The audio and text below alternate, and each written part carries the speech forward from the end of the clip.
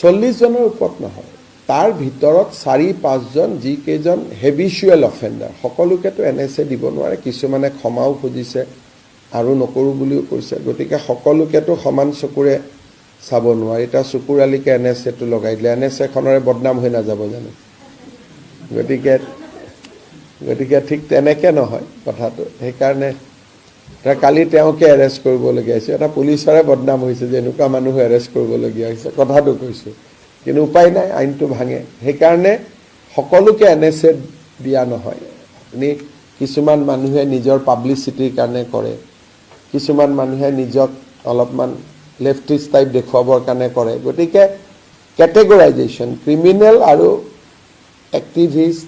এনে passing remark NSA টো খুব টাফ এক্ট হয় আমি দিলেও নহব তাত এডভাইজাৰি কমিটি থাকে হাই কোৰ্টে পৰীক্ষা কৰে গতিকে যাৰ ওপৰত প্ৰযোজ্য আমি তাক দিম যেনেকৈ পলিটিক্যাল ডিসিশন নহয়